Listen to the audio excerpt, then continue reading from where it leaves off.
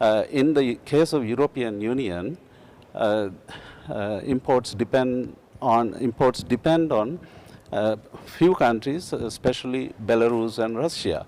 For example, two key ingredients in agricultural production all over the world, potassium, for example. If you take potassium, nearly 60% of potassium imports for the European Union come from Belarus and the Russian Federation.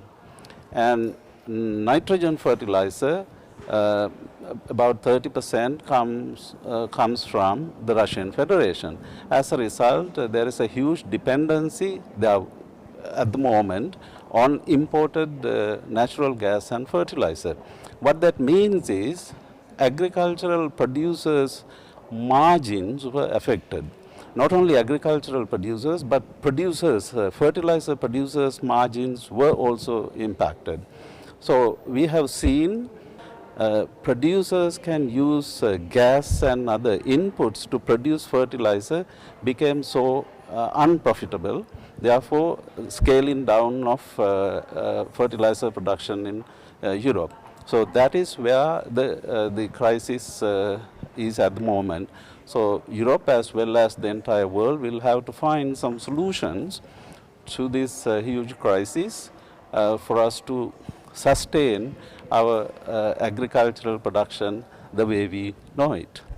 In the short term, for the European Union, I see very hard time managing the crisis.